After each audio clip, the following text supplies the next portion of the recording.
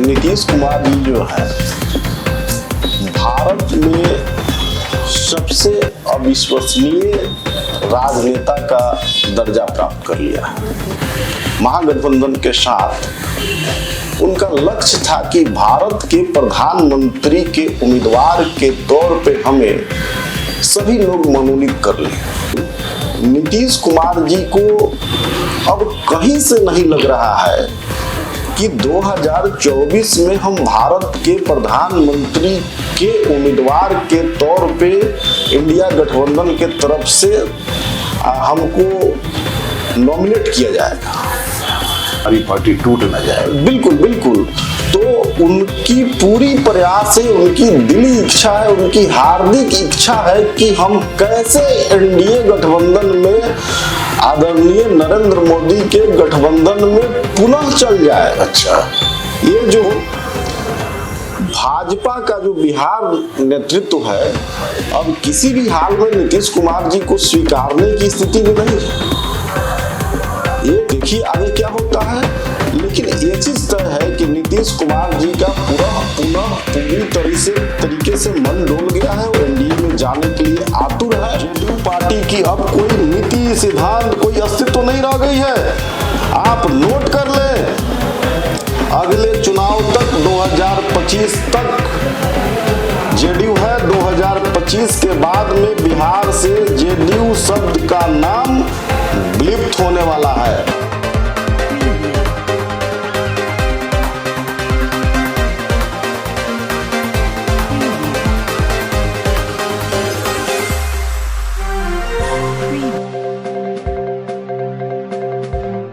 नमस्कार, आप देख रहे हैं इन्फोपोस्ट न्यूज। मैं हूं सत्येंद्र नाथ वर्मा। बहुत जल्द चुनावी बिगुल बजने वाला है, चाहे वो लोकसभा की हो या विधानसभा का हो। आम जनता क्या सोचती है, आम जनता के मन में क्या है इस चुनाव के बारे में, आगामी होने वाले चुनाव के बारे में, इसी मुद्दे पे जनता की राय लेने के उद्देश्य से हम आज आए हैं डॉक्टर दीपक कुमार। डॉक्टर दीपक कुमार एक समाज सेवी होने के साथ साथ राजनीति में भी ये राष्ट्रीय लोक जनता पार्टी के चिकित्सा प्रकोष्ठ के अध्यक्ष है। डॉक्टर दीपक कुमार इससे पहले 2020 में विधानसभा का चुनाव लड़ चुके हैं। तो आज हमारे साथ हैं डॉक्टर दीपक कुमार। चलिए इनसे बात करते हैं, इनकी राय लेते हैं, लोगों की क्या मंशा है और राजनीतिक समीकरण क्या होने वाला है या हो सकता है। डॉक्टर साहब, हाल ही में अभी भारत के महामहिम आई हुई थी हमारी राष्ट्रपति महात्मा गांधी केंद्रीय विश्वविद्यालय में दीक्षांत समारोह में। तो उसमें हमारे माननीय मुख्यमंत्री जी भी थे। हमारे मुख्यमंत्री जी ने अपने भाषण के दौरान अब सामने बैठे लोगों से, जाहिर सी बात है कि वो एनडीए के हों, किसी और भी पार्टी के हों, मुख्यमंत्री जी ने बड़ा जोर देके बड़े हल्के खुले शब्दों में कहा कि साहब इनसे हमारी दोस्ती कभी टूटेगी नहीं और ये हमारे पुराने दोस्त हैं, हम लोग इनके साथ काम किए हैं, ये लोग हमारे साथ काम किए हैं और मेरे जीते जी ये दोस्ती नहीं टूटेगी। डॉक्टर साहब, आपको मालूम है कि राजनीतियों की भाषा पकड़ने वाले लोग होते हैं। अब यहाँ समाज में एक कयास लगाया जा रहा है कि चूंकि नीतीश बाबू की ये फितरत रही है कि आज यहाँ कल वहाँ, अब लोगों ने ये कयास लगाना शुरू किया कि लगता है कि नीतीश बाबू फिर एनडीए में तो भाजपा में जाएंगे। आप इसको किस रूप में लेते हैं? देखिए, नीतीश कुमार जी जो है भारत में सबसे अविश्वसनीय राजनेता का दर्जा प्राप्त कर लिया है। नीतीश कुमार जी इंडिया गठबंधन में या यूं कह ले तो महागठबंधन में आरजेडी के साथ गए ही थे। उनका मोटो था, वो जो वहां पे गए थे महागठबंधन के साथ, उनका लक्ष्य था कि भारत के प्रधानमंत्री के उम्मीदवार के तौर पे हमें सभी लोग मनोनीत कर लें और हम जो है भारत के प्रधानमंत्री के उम्मीदवार के तौर पे 2024 का चुनाव लड़े। परंतु नीतीश कुमार जी को अब कहीं से नहीं लग रहा है कि 2024 में हम भारत के प्रधानमंत्री के उम्मीदवार के तौर पे इंडिया गठबंधन के तरफ से हमको नॉमिनेट किया जाएगा। तो अब देख रहे हैं कि अब तो भारत के प्रधानमंत्री की उम्मीदवारी की जो बातें थी वो भी खारिज हो गई और इंडिया गठबंधन में रहने का मतलब हमारे जो 16 सांसद हैं, 17 सांसद हैं, वो भी खत्म हो जाएंगे। पार्टी बिल्कुल मतलब कहने का नीचे चली जाएगी। आपके कहने का मतलब है डॉक्टर साहब कि उनको डर सता रहा है कि हमारी पार्टी टूट न जाए। बिल्कुल बिल्कुल। तो उनकी पूरी प्रयास है, उनकी दिली इच्छा है, उनकी हार्दिक इच्छा है कि हम कैसे एनडीए गठबंधन में आदरणीय नरेंद्र मोदी के गठबंधन में पुनः चल जाए। अच्छा, ये जो है मतलब कयास की बात नहीं है, ये इसको प्रयास बोलिए। अच्छा, इनका प्रयास है वो राष्ट्रपति जी के सामने, राज्यपाल जी के सामने, भाजपा के तमाम बड़े बड़े नेता वहां पे थे, ये संदेश पहुंचाया गया है नरेंद्र मोदी को कि भाई हम तैयार हैं, हमको कैसे भी बुला लिया जाए। इसका मायने यही है, दूसरा इसका मायने नहीं है। लेकिन इसकी दूसरी पहलू हम बता दें आपको, भाजपा का जो बिहार नेतृत्व है अब किसी भी हाल में नीतीश कुमार जी को स्वीकारने की स्थिति में नहीं है। एक तरफ ये चाहते हैं कि हम एनडीए गठबंधन में चले जाए, दूसरी तरफ बिहार भाजपा के लोग उनको किसी भी स्थिति में स्वीकारने की स्थिति में नहीं है। अब देखिए आगे क्या होता है। लेकिन ये चीज तय है कि नीतीश कुमार जी का पुनः पूरी तरीके से मन डोल गया है, वो एनडीए में जाने के लिए आतुर है। अब ये भाजपा क्या करती है, भाजपा पे डिपेंड करता है। ये निश्चित तौर पे आरजेडी को धोखा देने के लिए मन बना चुके हैं। डॉक्टर साहब, कहा जाता है कि जदयू पार्टी जो बनी इसकी उत्पत्ति वो कुशवाहा समाज जो जिसको बोलते हैं समीकरण, लौ कुश, उस समीकरण पे आधारित था, उसी को लेके ये जदयू का निर्माण किया गया। बिल्कुल बिल्कुल।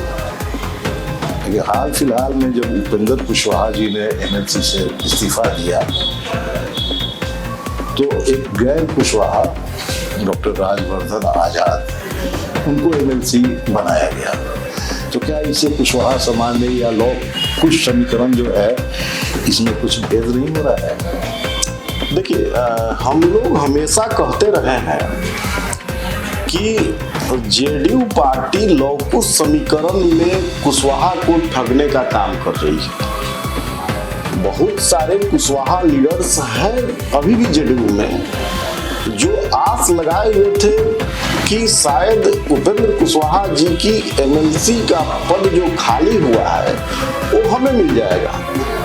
लेकिन नीतीश कुमार जी, चूंकि उनका फितरत है धोखा देना, वो कुशवाहा समाज का हित नहीं चाहते हैं, वो गैर लोगों को एमएलसी का पद दे दिए। अब तो ये जो लौकुश समीकरण के कुशवाहा समाज के जो वहां नेता बैठे हुए हैं उनको समझने की जरूरत है कि अब हम क्यों नीतीश जी का झंडा ढो रहे हैं, क्यों नहीं नीतीश कुमार जी को बहिष्कार करके जो हम जो है अपने उपेंद्र कुशवाहा जी के साथ, या जो कुशवाहा समाज और लौकुश को मजबूत करने वाले लोग हैं उनके साथ क्यों नहीं राजनीति करें। और एक चीज हम आपको और बता दें, डॉक्टर राजवर्धन आजाद जी की को जो एमएलसी बनाया गया है, बहुत ही दुर्भाग्य की बात है कि वो जेडीयू के प्राइमरी मेंबर भी नहीं थे। अच्छा, डॉक्टर राजवर्धन जी को पहले एमएलसी बनाया जाता है, उसके दूसरे दिन एमएलसी बनने के बाद उनको जेडीयू का प्राइमरी मेंबरशिप का बनाया जाता है, मेंबरशिप का रसीद काट के उनको सदस्य बनाया जाता है।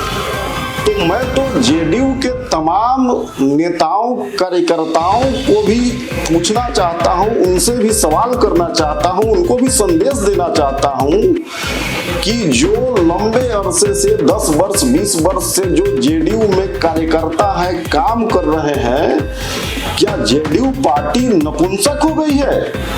उनके कार्यकर्ता नपुंसक हो गए हैं?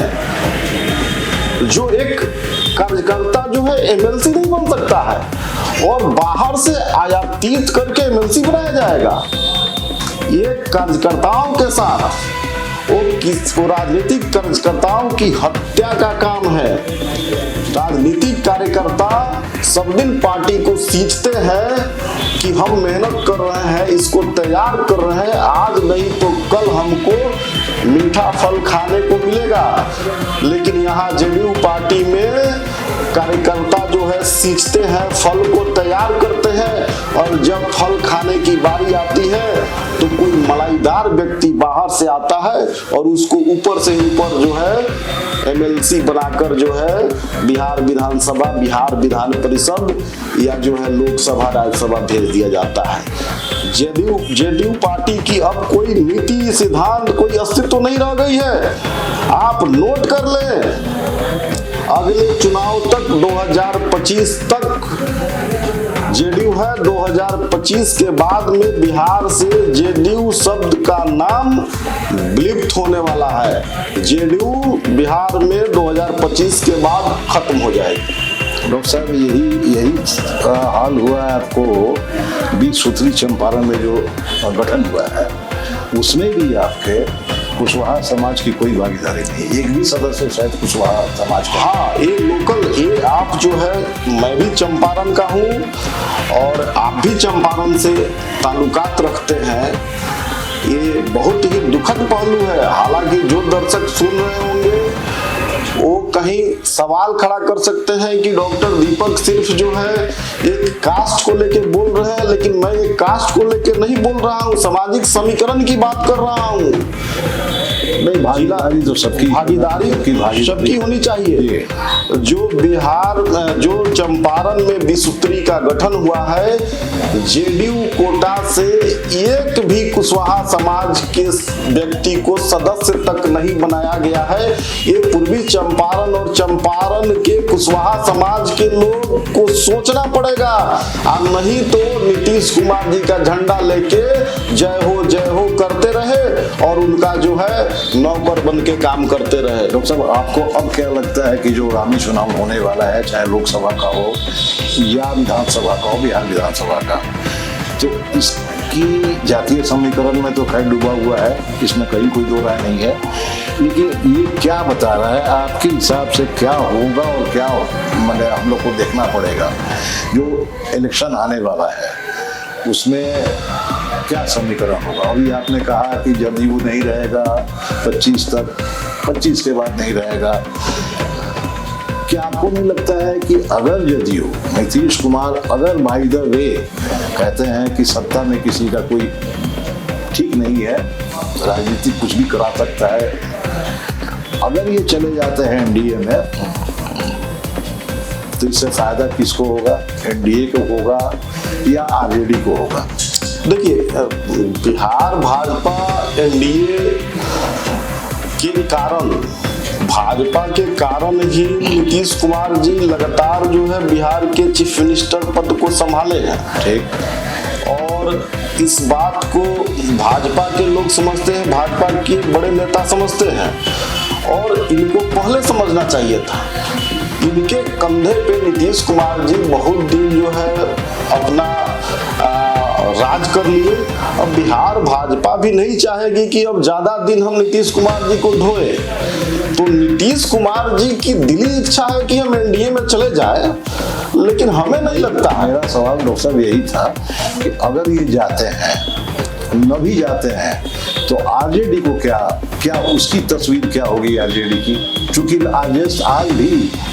आरजेडी आज भी विधानसभा में लार्जेस्ट पार्टी है, उसके मेंबर्स ज्यादा है, भाई समीकरण उनके यहाँ जो है ये इतना सशक्त है।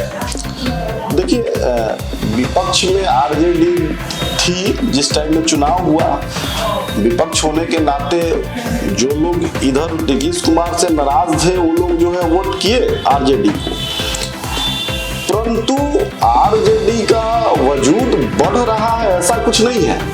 इसलिए नहीं बढ़ रहा है कि लोग तो एक 15 वर्ष लालू प्रसाद यादव को देख चुके हैं, उसके बाद 15 वर्ष नीतीश कुमार जी को देखे और युवाओं को तेजस्वी यादव के रूप में एक चेहरा दिख रहा था कि तेजस्वी यादव यंग है, कुछ करेंगे, इतना नौकरी देंगे, 10 लाख रोजगार देंगे, सत्ता में आएंगे तो बहुत कुछ करेंगे। लेकिन सीएम न सही, डिप्टी सीएम तो ही लगभग 1 साल से है, 1.5 साल से है, तो डिप्टी सीएम का महत्व पेपर में आ रहा है कि यहाँ नियुक्ति पद बढ़ रहा है, इतना एम्प्लॉयमेंट हुआ, हम उसको पूरा कर रहे हैं। डिप्टी सीएम के तौर पे आपको बिहार की जनता 1.5 साल से देख ली तो होनहार बिरवाल के होठ चिकने पात। अब डिप्टी सीएम के पद को देखते हुए, आपके कार्यों को देखते हुए पता चल गया बिहार की जनता को कि आरजेडी से और तेजस्वी यादव से बिहार का कल्याण नहीं होने वाला है। इसलिए अब आरजेडी भी मजबूत हो जाए या आरजेडी के तरफ से कहीं कुछ हो तो ये भी जो है सोचना बेकार है। बिहार में नीतीश कुमार जी और आरजेडी सभी लोगों का खस्ता हाल होने वाला है। आपने नियुक्ति पत्र की बात जो कही, ठीक है, नियुक्ति पत्र कुछ बता रहा है, ठीक है, मिल रहा है, लेकिन अभी शिक्षकों की ही बात ले ले तो उस शिक्षकों में जितने शिक्षक पहले से थे अधिकांश लोग उन्हीं लोगों को दोबारा नियुक्ति पत्र मिल रहा है, नया रोजगार का सृजन नहीं हो रहा। और दूसरा नंबर चीज जो है, गवर्नमेंट आज के डेट में अगर नियुक्ति दे भी रही है तो आपको अनुबंध पे नौकरी, ना टीए, ना डीए, ना पेंशन, ना रिटायरमेंट, नहीं कुछ। इस नौकरी को बहुत महत्व देना। कहा जाता है कि नाखून कटा के शहीद होने का काम करना, वहीं नीतीश कुमार जी और तेजस्वी यादव जी नाखून कटा के शहीद होने के लिए अपने आप को प्रज्वलित कर रहे हैं। ऐसा इन लोगों के बात में कोई दम नहीं है। आपको तो विधानसभा चुनाव लड़ने का 2020 में आप 2020 में चुनाव लड़े थे, 3rd रनर रहे मोतिहारी से हम। अच्छा, आप 3rd रनर में थे? हाँ बिल्कुल। अभी आपकी क्या प्लानिंग है? ये सुनने में आता है कि आप चिकित्सा के साथ साथ अच्छे समाज सेवी के रूप में भी जाने जाते हैं। आपकी मंशा होती है कि भाई हम भी चलो समाज सेवा करें। बिल्कुल। तो अब आपका आगे का क्या कार्यक्रम है इलेक्शन को लेकर? देखिए, हम समाज सेवा से बहुत पहले से जुड़े हुए हैं, हमेशा समाज सेवा में अग्रणी भूमिका निभाते रहे हैं। हमने देखा कि जब तक पॉलिटिकली अगर आप एक्टिव नहीं होते हैं, राजनीति में आप सत्ता की प्राप्ति नहीं करते हैं और कोई पद की प्राप्ति नहीं करते हैं तो बहुत कुछ आप नहीं कर पाते, नहीं कर सकते। तो सामाजिक काम को बेहतर तरीके से करने के लिए आपको राजनीति में आना पड़ेगा। तो उस चीज को देखते हुए मैंने 2019 के दिसंबर में मेडिकल ऑफिसर के पोस्ट को रिजाइन करके राजनीति ज्वाइन किया और श्री उपेंद्र कुशवाहा जी के नेतृत्व में 2020 का बिहार विधानसभा चुनाव लड़ा। और मेरा मकसद है कि मोतिहारी विकसित, शिक्षित और समृद्ध बने। और सबसे बड़ी बात जो है, बिहार विधानसभा या लोकसभा जो होता है वो नीति निर्धारण करने की जगह है जी। तो नीति निर्धारण करने की जगह पे एजुकेटेड, सक्षम, योग्य लोगों की जाने की जरूरत है। तो मैं अपने आप को समझता हूं कि जिस दिन मैं बिहार विधानसभा में पहुंचूंगा, बिहार को बेहतर बनाने के लिए उसके नीति निर्धारण करने में अपना महत्वपूर्ण योगदान दूंगा और बिहार को बेहतर बनाने में अपना काम करूंगा। अभी जो लोग पैसा, दल बल, बाहुबल के ताकत से बिहार विधानसभा, लोकसभा में चले जाते हैं, जाने को तो चले जाते हैं, लेकिन उन लोग को एज ए विधायक, एज ए सांसद, एज ए एमएलसी क्या काम है वो भी पता नहीं रहता है कि मेरा क्या अधिकार है, मैं क्या कर सकता हूँ, जनता के लिए क्या कर सकता हूँ, समाज के लिए क्या कर सकता हूँ। अभी जो लोग मतलब जो एजुकेटेड नहीं है या जो लोग उतनी डीपली नॉलेजफुल व्यक्ति नहीं है, वो लोग बिहार विधानसभा पे पहुंच जाते हैं और अपना पॉकेट भरने का काम करते हैं। तो मैं जो है एज ए मेडिकल ऑफिसर के पोस्ट को, गवर्नमेंट के पोस्ट को रिजाइन करके समाज कल्याण हेतु राजनीति में आया हूं और 2025 का बिहार विधानसभा चुनाव मोतिहारी से पूरे दम खम के साथ लड़ूंगा और जीत के बिहार विधानसभा पहुंच के मोतिहारी विधानसभा सहित पूरे राज्य को बेहतर, विकसित, शिक्षित बनाने का काम करूंगा। चलिए डॉक्टर साहब, आपका बहुत बहुत धन्यवाद। काफ़ी लंबा हम लोगों ने डिस्कशन किया है बिहार की राजनीति के बारे में, नीतीश बाबू के बारे में। तो जैसा कि आपने बताया कि आप आगामी विधानसभा चुनाव लड़ने वाले हैं, उसके लिए हमारे इन्फो पोस्ट न्यूज़ की तरफ से हार्दिक शुभकामनाएं। Thank you. और आपको कैसा लगा हमारा इन्फो पोस्ट न्यूज़? देखिए, इन्फो पोस्ट न्यूज़ आपका जो चैनल है उसको हम देखते हैं। जितनी बारीकी से, जितनी शालीनता से, जितनी सुंदर से आप लोग ईमानदारी पूर्वक समाज को एक दर्पण की तरह दिखाते हैं, एक काफ़ी सराहनीय काम है। और मैं उम्मीद करता हूं कि आप लोग ऐसे ही इस काम को आगे बढ़ावें, जिससे समाज कल्याण में आपकी भी हिस्सेदारी और भागीदारी सुनिश्चित हो। इसकी मंगल कामना हम करते हैं। आप लोगों को बहुत बहुत धन्यवाद और शुभकामना देते हैं। धन्यवाद डॉक्टर साहब। धन्यवाद।